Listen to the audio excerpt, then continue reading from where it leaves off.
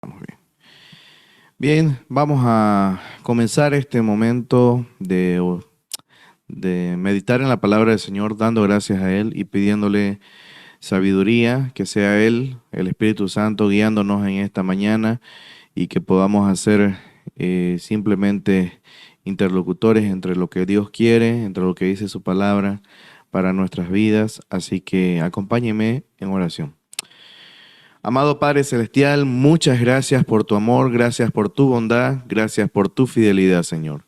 Te rogamos, Padre, que en esta mañana tú nos estés guiando, que sea tu palabra, Señor, exhortando a nuestras vidas, moldeando nuestro carácter, que sea, Señor, tu palabra transformando todo lo que somos, Señor, para honra y gloria tuya, Padre. Que tu Espíritu Santo esté en medio nuestro, iluminando nuestro entendimiento y pudiendo, Señor, comprender lo que tu palabra dice y lo que está escrito en ella, Señor, para nuestras vidas y también para tu iglesia, para tu pueblo, Señor. Gracias, Padre Celestial. Dejamos este tiempo en tus manos, en el nombre de Jesús. Amén. Bien.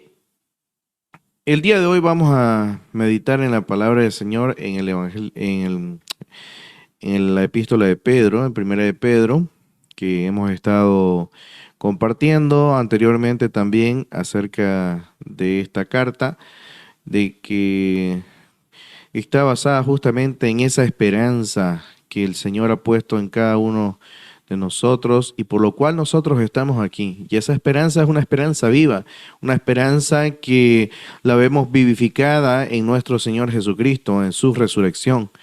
Y esa esperanza es la que nos mantiene hoy en día.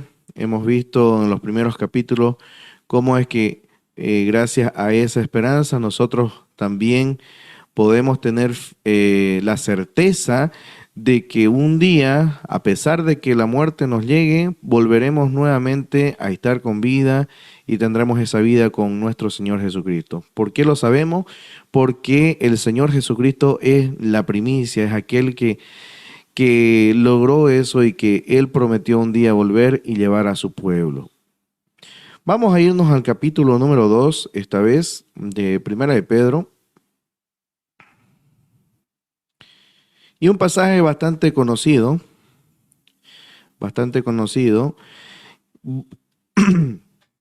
Incluso hay alabanzas acerca de este pasaje. Vamos a ponerlo de esta manera. A ver, lo vamos a hacer un poquito más grande. Ok. Ahí está bien. Y nos dice, habíamos visto aquella piedra en la cual está construida la iglesia, acercándoos a él, la piedra viva, desechada ciertamente por los hombres, más para Dios escogida y preciosa. En los versículos 4 en adelante, vimos cómo Cristo es esa roca, esa piedra donde nosotros somos construidos, somos puestos, somos esas rocas, esas piedras que son no son parte de una gran construcción, pero la piedra fundamental es nuestro Señor Jesucristo, y eso da cabida a lo que viene en el pasaje siguiente. Vamos a quedarnos en un solo versículo porque es un versículo bastante rico y tiene muchas cosas para desglosar y para poder estudiar. Y vámonos aquí entonces, por favor. Primera de Pedro capítulo 2, versículo 9. Nos dice lo siguiente: mas vosotros sois linaje escogido, real sacerdocio, nación santa, pueblo adquirido por Dios, para que anunciéis las virtudes de aquel que os llamó de las tinieblas a su luz admirable. Un pasaje muy hermoso, porque realmente nos muestra que nosotros no solamente somos rescatados como un individuo solitario, sino que somos parte de una comunidad, somos parte de un pueblo, parte de algo más grande que quizás no comprendemos. En este momento no llegamos a comprender la magnitud de ese pueblo de Dios. porque a veces nuestra mente es tan corta que solamente pensamos en el presente. Pero solamente pónganse a pensar la cantidad de hijos de Dios, o aquellas personas, aquellas cantidad de personas que creyeron en el Señor desde el principio de los tiempos. La cantidad se va sumando y es enorme. En esta generación se habla de que son millones de personas y de seguidores que creen en el Señor Jesucristo. Pero ¿qué tal si sumamos la de 2 o 3 generaciones, de 4, 5 o de un siglo entero?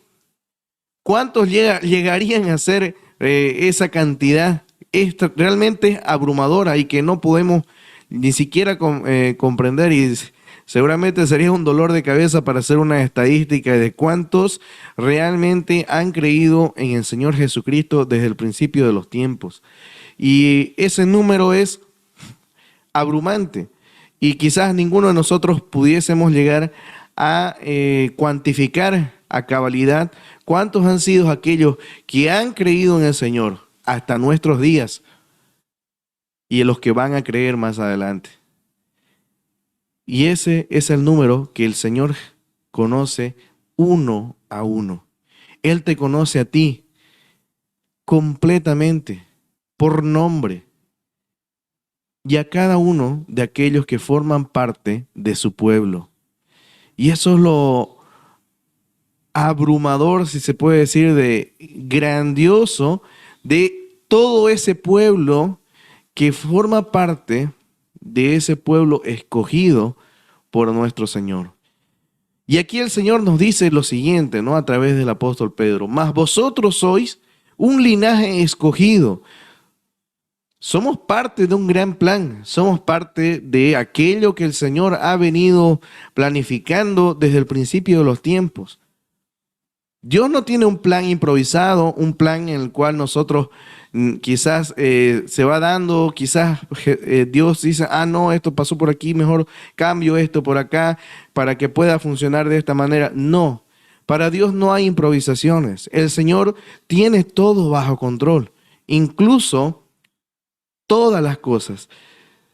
Todas las cosas, incluso dice que una hoja de un árbol no cae sin que Dios no lo permita. Es tan hermoso poder entender esto, que nosotros formamos parte de ese gran plan. Por eso es que nosotros estamos reunidos hoy aquí. Nosotros formamos parte de ese linaje. Y la palabra linaje aquí ya nos marca un punto de partida por donde nosotros podemos escudriñar un poquito.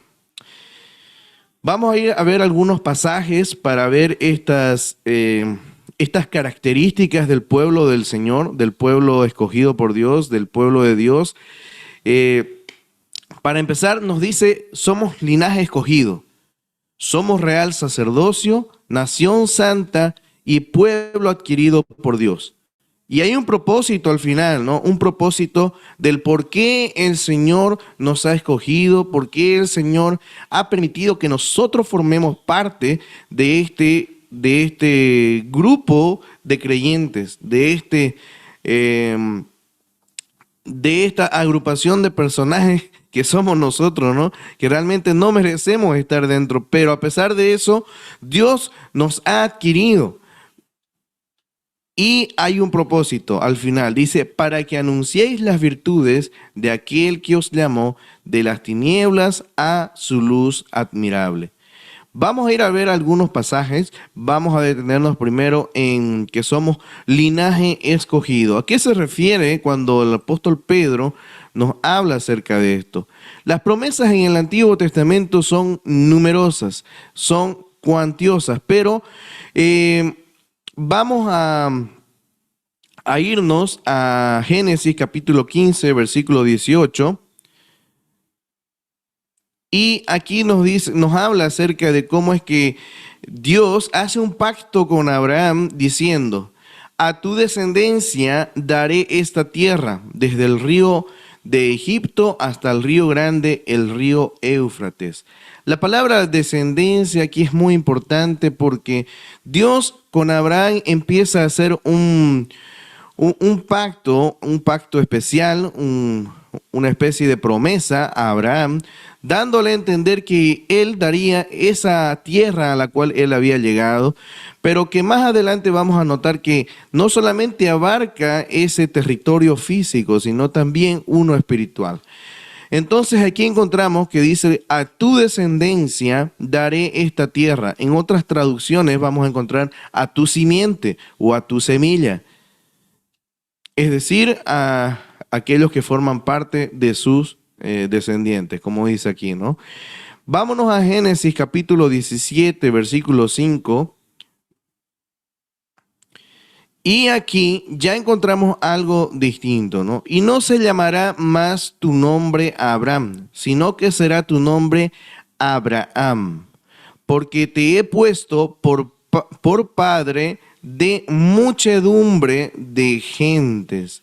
La promesa que le está dando a Abraham muestra que hay una promesa muy certera o muy cierta acerca de que él iba a ser el padre de una gran cantidad de personas, es decir, de un pueblo, es decir, de un gran número de aquellos que vendrían después de Abraham. Pero lo interesante ya nos muestra en el Nuevo Testamento acerca de esta historia de Abraham, que Dios hizo un pacto con Abraham, pero encontramos algunas luces que nos dan a entender más acerca de esta promesa de que el Señor había hecho a Abraham. Y encontramos aquí en Romanos capítulo 4, y encontramos justamente la misma referencia. Romanos capítulo 4, versículo 17 en adelante dice, como está escrito, te he puesto por padre de muchas gentes delante de Dios, a quien creyó, el cual da vida a los muertos y llama a las cosas que no son, como si fuesen. Él creyó en esperanza contra esperanza, para ser padre de muchas gentes, conforme a lo que se le había dicho, así será tu descendencia. Y este pasaje les animo que lo puedan leer, lo puedan reflexionar en otro momento, que es se puede decir un estudio hecho por el apóstol Pablo acerca de la historia misma de Abraham, cómo es que Abraham viene a ser fundamento para nuestra fe hoy en día y para que nosotros formemos parte del pueblo escogido por Dios. Vámonos a Gálatas, capítulo 3, versículo 16.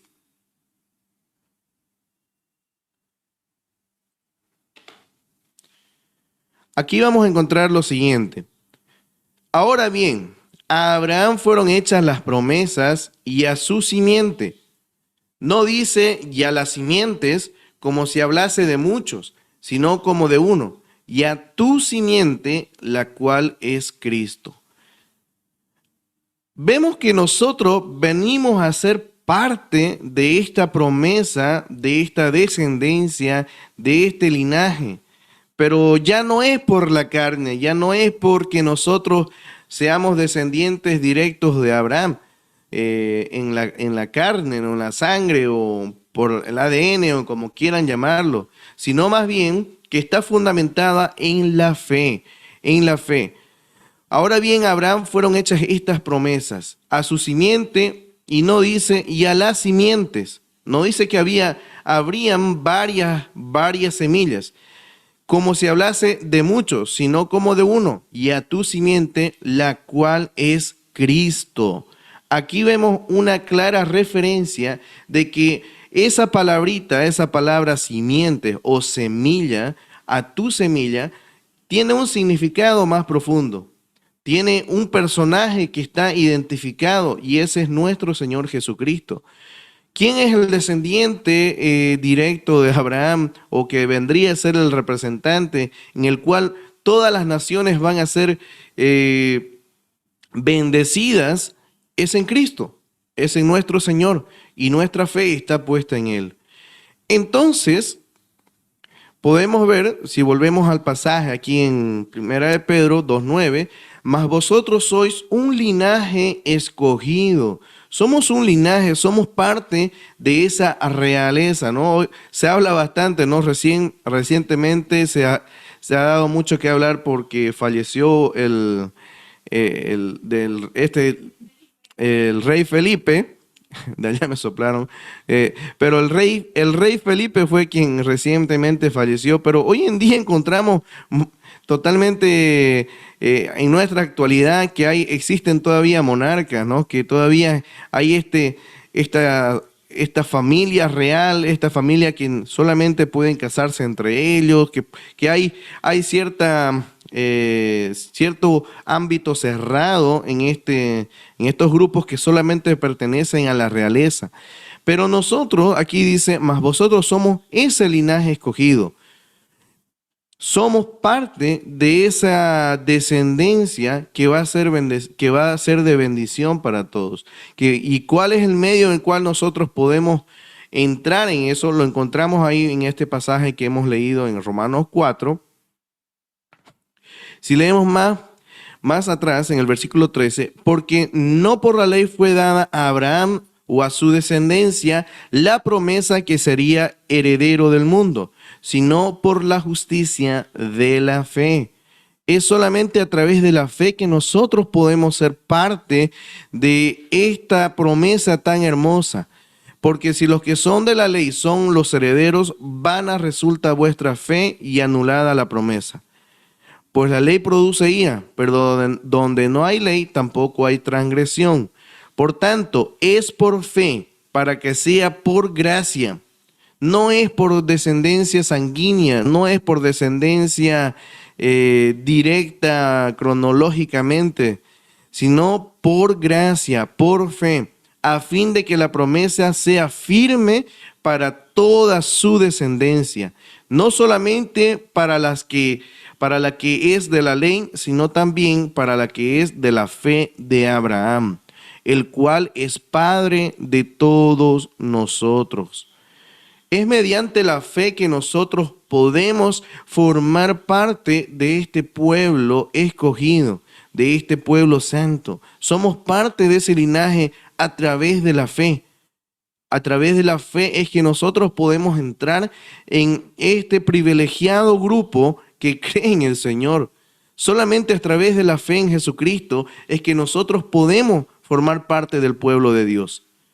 No hay otro medio, no es por obras, no es porque quien tenga mejor estatus social, no es por quien tenga mejor coche, no es porque quien tenga mejores acciones sociales en Facebook, no es por quien tenga mayores seguidores en Facebook tampoco, ni en las redes sociales. No se trata por nada de eso, sino más bien que por la gracia, por la fe en el Señor Jesucristo, es que nosotros hoy en día podemos formar parte de este maravilloso pueblo que es el pueblo del Señor. Mas vosotros sois linaje escogido. Somos parte de este pueblo, pero mediante la fe, mediante ese don precioso que el Señor nos ha dado de poder reconocerle tal cual Él es y poder acercarnos a Él.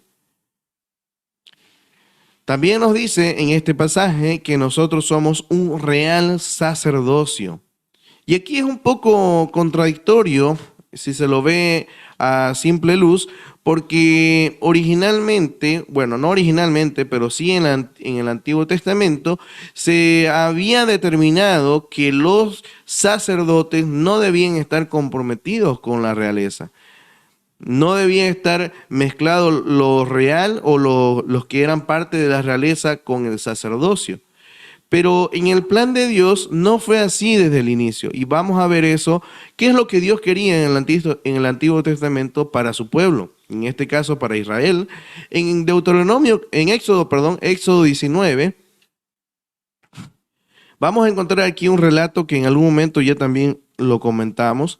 Pero Israel está a las orillas del monte Sinaí. Vamos a dibujar un poquito este relato. Están a las orillas del monte Sinaí. Dice, Es en el mes tercero de la salida de los hijos de Israel de la tierra de Egipto. En el mismo día llegaron al desierto del Sinaí. Habían salido de Refidim y llegaron al desierto del Sinaí y acamparon en el desierto. Y acampó allí Israel delante del monte. Dice que en el versículo 3, Moisés subió a Dios y Jehová lo llamó desde el monte diciendo, así dirás a la casa de Jacob y anunciarás a los hijos de Israel. Vosotros visteis lo que hice a los egipcios y cómo os tomé sobre alas de águilas y os he traído a mí. Ahora pues, si diereis oído a mi voz y guardareis mi pacto, vosotros seréis mi especial tesoro sobre todos los pueblos, porque mía es toda la tierra. Y vosotros me seréis un reino de sacerdotes y gente santa. Esto está hablando Dios directamente con Moisés allí arriba en el monte Sinaí. Le está diciendo, le está dando un plan de acción. ¿Cómo es que iban a trabajar? Si ustedes obedecen o guardan mi pacto, seréis mi especial tesoro. Hay aquí una condicionante, ¿no? Hay un sí condicional. Si es que ustedes hacen esto, entonces va a suceder esto. Seréis mi especial tesoro sobre todos los pueblos. Pero el versículo 6 nos dice, y vosotros, además de que van a ser especial tesoro, dice, vosotros me seréis un reino de sacerdotes y gente santa, o en otra traducción, pueblo santo. Seré reino de sacerdote. Es interesante porque aquí une estas dos palabras que más adelante fueron incongruentes, que no podían darse en el mismo oficio o ambos oficios en una sola persona. No podía darse que un rey fuese sacerdote o un sacerdote fuese rey. Era algo totalmente separado, eran oficios separados. Pero en este momento estamos viendo los inicios de los fundamentos del pacto que hizo Dios en el monte Sinaí con el pueblo de Israel. En el inicio, el plan era que los israelitas iban a ser un reino de sacerdotes. No, en ningún momento está hablando de que iban a haber solamente los levitas. ¿Qué es lo que sucede? ¿Por qué se da esto que después se separa estos dos oficios? Bien, si ustedes ven más adelante en este mismo pasaje,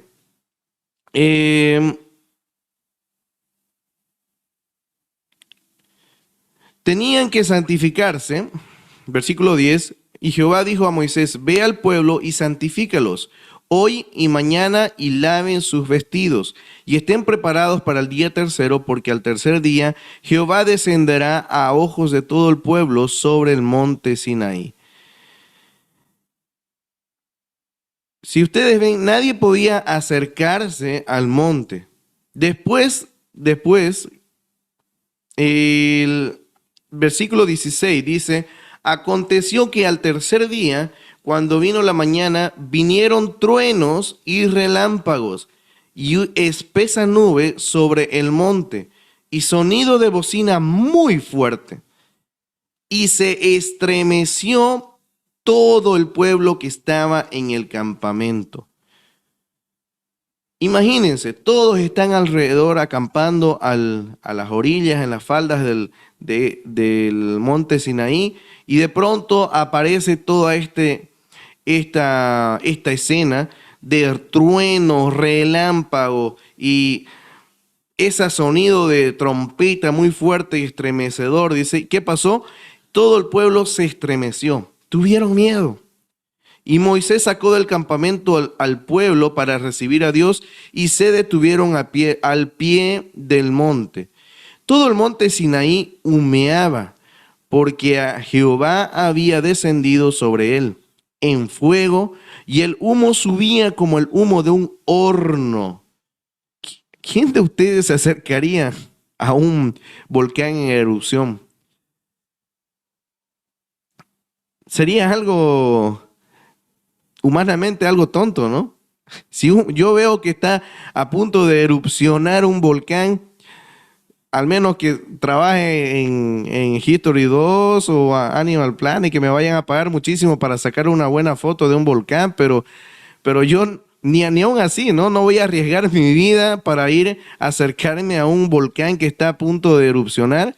Mucho menos aquí había dice que estaba ardiendo el monte Sinaí, habían truenos, relámpagos, salía un humo como de un horno y que todo el monte se estremecía. O sea, había un temblor.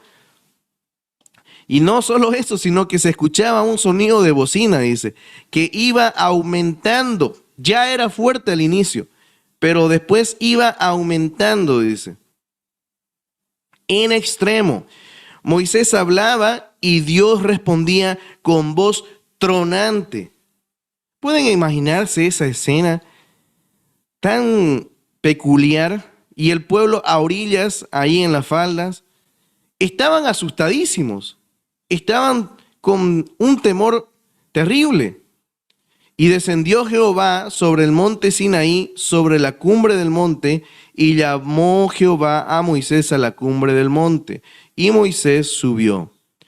Y dijo a Moisés, desciende, ordena al pueblo que no traspase los límites para ver a Jehová, porque caerá multitud de ellos. Y también que se santifiquen los sacerdotes que se acercan a Jehová, para que Jehová no haga con ellos estrago. Moisés dijo a Jehová, el pueblo no podrá subir al monte Sinaí, porque tú nos has mandado diciendo, señala límites al monte y santifícalo. Y Jehová le dijo, ve, desciende y subirás tú y Aarón contigo. Mas los sacerdotes y el pueblo no traspasen el límite para subir a Jehová, no sea que haga en ellos estrago.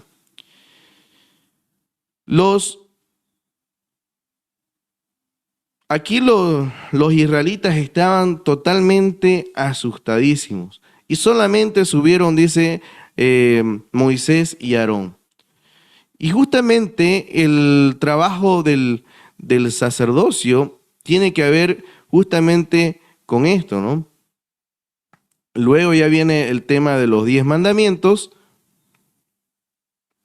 pero aquí en el versículo 18 del capítulo 20 dice, todo el pueblo observaba el estruendo y los relámpagos y el sonido de bocina y el monte que humeaba.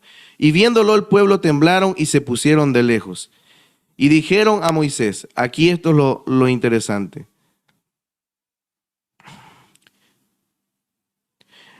Dijeron a Moisés, el pueblo le dice a Moisés, habla tú con nosotros y nosotros oiremos. No hable Dios con nosotros para que no muramos. No quisieron ir a hablar con Dios. ¿Por qué? ¿Por qué subir al monte como lo hicieron Moisés y Aarón? Si ellos iban a ser un reino de sacerdocios y el trabajo del sacerdote es justamente ese, ¿no? Buscar la comunicación entre Dios y los demás o entrar en la presencia del Señor, poder tener el privilegio de entrar a la presencia del Señor. Si ustedes recuerdan más adelante, existía un día en el año en el cual el sumo sacerdote entraba al lugar santísimo. Ese es otro relato, pero aquí vemos que el pueblo rechaza este privilegio de ir y hablar directamente con Dios. Quizás inducido por el mismo Dios, por todo ese espectáculo que había montado el Señor. Dios podía haber hablado con Moisés y Aarón simplemente con algo de una manera más tranquila. Claro que sí. Lo hizo en otras ocasiones. En otras ocasiones habló en una zarza, habló de otras maneras, de manera más tranquila, pero aquí el Señor está tratando de mostrar algo, que no cualquiera se puede acercar si es que no está limpio y puro. Recuerden que los había mandado a purificarse. Recuerden que ellos estaban ahí en las orillas y había un límite. Y aquel que se traspasase iba a morir. Esa era la orden del Señor. Había una orden. Había también ordenanzas de por medio. Pero el pueblo rechazó justamente este oficio de entrar directamente en la presencia del Señor. Por eso es que se instituyó el oficio de sacerdocio.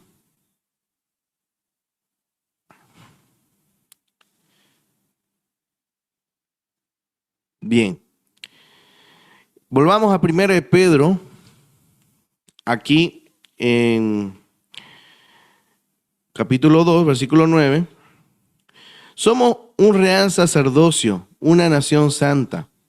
Y más adelante vemos en el libro de Hebreos que nuestro Señor Jesucristo cumple esta función de ser al mismo tiempo sacerdote y al mismo tiempo tener ese don de ser, bueno, de pertenecer a la realeza. Por eso dice, según la orden de Melquisedec, ¿no? Aquí lo perdí la cita exactamente, creo que está en Hebreos 9. A ver, después lo voy a buscar. Pero aquí vemos algo muy interesante, ¿no? Que nosotros hoy en día ya no estamos al mismo nivel que los israelitas en aquel momento, ¿no? Déjenme buscarlo aquí.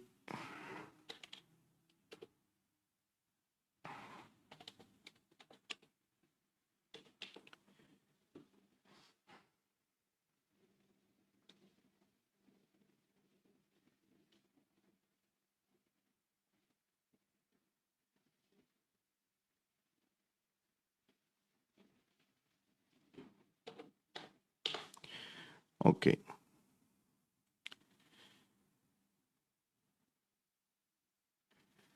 Aquí lo tengo.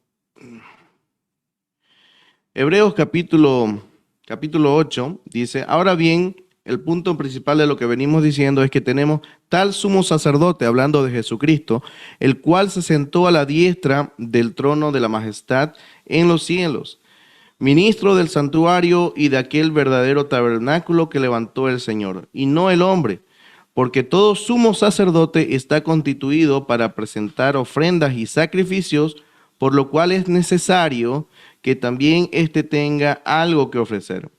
Así que si estuviese sobre la tierra, ni siquiera sería sacerdote, habiendo aún sacerdotes que presentan las ofrendas según la ley, lo cual sirven a lo que es figura y sombra de las cosas celestiales, como se le advirtió a Moisés cuando iba a erigir el tabernáculo, diciendo, mira todas estas cosas.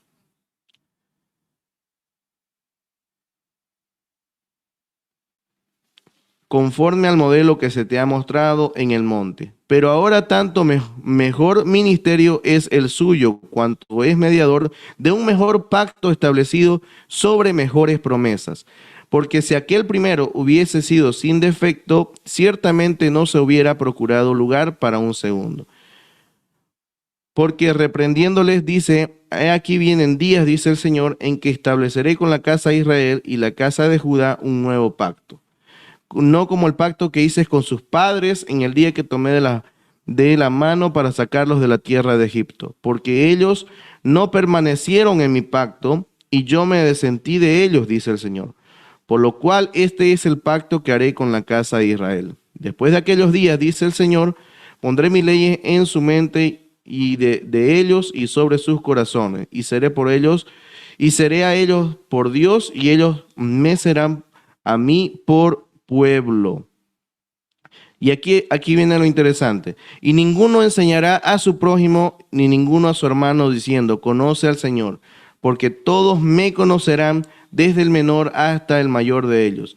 Porque seré propicio a sus injusticias, y nunca más me acordaré de sus pecados y de sus iniquidades. Bien, ¿no? Aquí está, capítulo 7, el capítulo de atrás, porque este Melquisedec, rey de Salem, sacerdote del Dios Altísimo,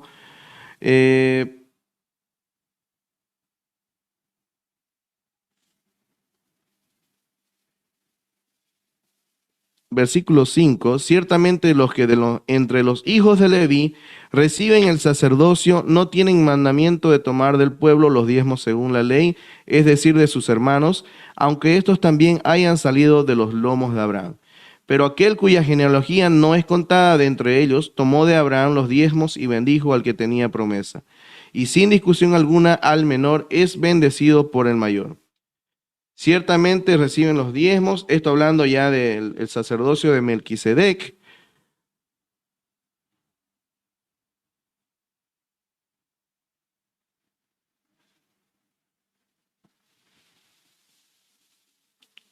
Aquí está,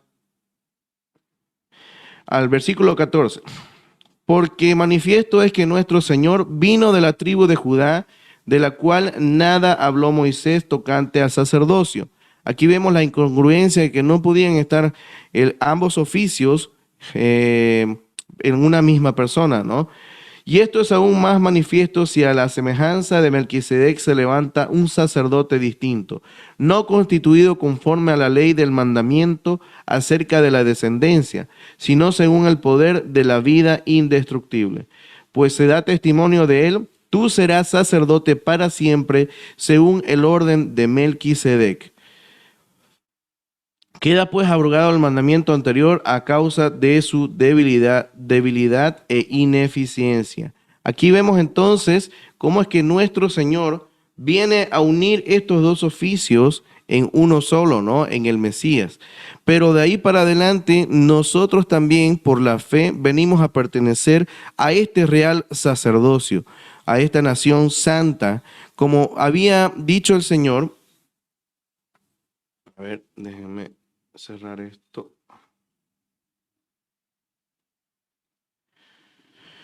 Como había dicho el Señor, ¿no? En lo que habíamos leído en Éxodo capítulo 19, que Él había planeado de que el pueblo mismo sea un pueblo, un reino de sacerdotes, pero por la ineficiencia, por la falta de santidad, falta de pureza del pueblo, prefirió que otra persona, o en este caso Moisés y Aarón, hablasen en lugar de hablar ellos directamente con Dios, ¿no?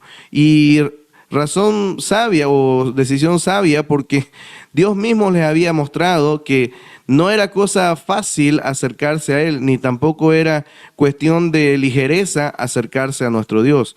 Aquellos que se acercaran corrían el riesgo de ser muertos, ¿no? Directamente. Y así que por eso es que se pone el oficio del sacerdote. Y más adelante en Levítico se ve cómo es que una vez al año el sumo sacerdote entraba llevando consigo las peticiones del pueblo, y aún así corriendo el riesgo de caer muerto si es que este sumo sacerdote no había sido purificado a cabalidad según lo que el Señor les había pedido. Por eso es que llevaba consigo una campana, porque si la campana dejaba de sonar en algún momento, significaba que el sumo sacerdote simplemente ya había muerto. Y iban atados con una soga alrededor de sí, para que nadie entre a sacar el cuerpo, ¿no? Si es que moría dentro, sino que lo iban a jalar. Entonces, ¿qué más nos dice en 1 de Pedro 2:9? Nación santa, pueblo adquirido por Dios. Somos una nación santa, un pueblo santo, pero un pueblo santo adquirido por Dios. Deuteronomio 4:20 nos dice lo siguiente. Pero a vosotros Jehová os tomó y os ha sacado del horno de hierro de Egipto, para que seáis el pueblo de su heredad como en este día. Desde el Antiguo Testamento vemos que parte del plan de Dios es formar un pueblo para sí, es formar un pueblo que le sirva, formar un pueblo que le alabe. Y vemos que en los planes del Señor con Israel, desde un principio fue este. Por eso lo sacó de Egipto, para que seáis el pueblo de su heredad. Tito 2:14 nos dice lo siguiente: quien se dio a sí mismo, esto hablando de Cristo, de Jesús, quien se dio a sí mismo por nosotros para redimirnos de toda iniquidad y purificar para sí un pueblo propio, celoso de buenas obras. Vemos que en Cristo se cumple justamente este plan del Señor de formar un pueblo para sí, y el cual es Cristo que viene a lograr esto mediante su sacrificio en la cruz, quien pagó un precio para rescatar a un pueblo, quien se dio a sí mismo. ¿Cuál es el precio? Es la muerte misma de nuestro Señor Jesucristo. Por nosotros. Él pagó el precio para nosotros, para redimirnos, rescatarnos, liberarnos de toda iniquidad y purificar para sí, para Dios mismo, un pueblo propio, celoso de buenas obras. Dios en su plan tiene que nosotros seamos su pueblo, pero tiene un propósito de por medio. Hay un porqué, un para qué. Para sí, que seamos celosos de buenas obras. Un pueblo que actúe, un pueblo que haga el bien, un pueblo que demuestre de a quién pertenece. Zacarías 8,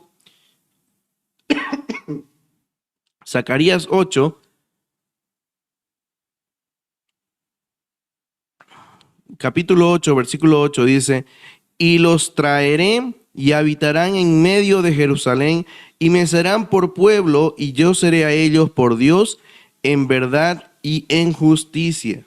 Vemos a lo largo de la Escritura que el propósito de Dios se va cumpliendo en nuestro Señor Jesucristo, pero desde los inicios Dios ha venido buscando formar un pueblo.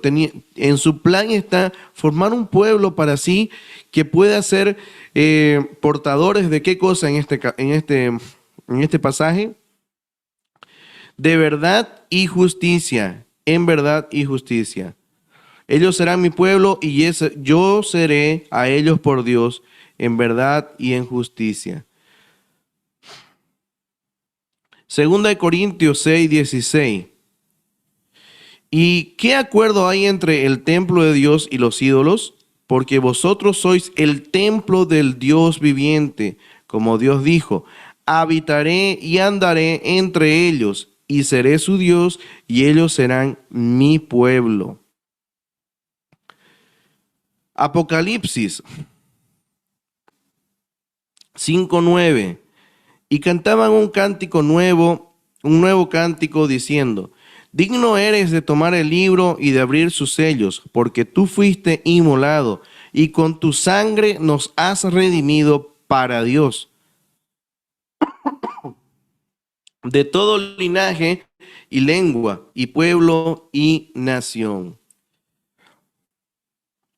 Hemos sido rescatados por su sangre, hemos sido comprados por su sangre, rescatados para Dios de todo linaje y lengua y pueblo y nación. Aquí ya vemos algo interesante, algo hermoso, que ya no solamente está hablando de un solo pueblo sanguíneo que haya venido, como en este caso eran los israelitas, que venían de una descendencia o tenían una única ascendencia en Abraham, y en Isaac, en Jacob, y sino que ahora ya no solamente toma en cuenta eso, sino que ya ahora vemos que hay linaje, hay de todo linaje, de lengua, pueblo y nación. Y ahí es donde nosotros entramos y estamos incluidos. Porque un día llegará en que todos aquellos que han creído en el Señor estaremos delante del Cordero alabándole, siendo un pueblo para Él, siendo parte de ese gran privilegio.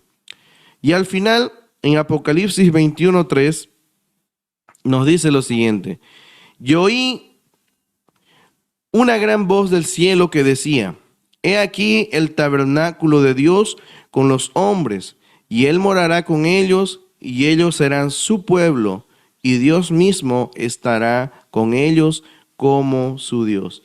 Aquí vemos ya la culminación de ese propósito de Dios de formar un pueblo para sí, el formar un pueblo para que Él mismo habite y more con nosotros, con su pueblo. Seremos parte de ese gran plan, somos parte de ese gran plan. Y aquí el apóstol Pedro nos dice, mas vosotros sois, no les dice van a ser o pueden ser, directamente dice vosotros sois linaje escogido, real sacerdocio, nación santa, pueblo adquirido por Dios.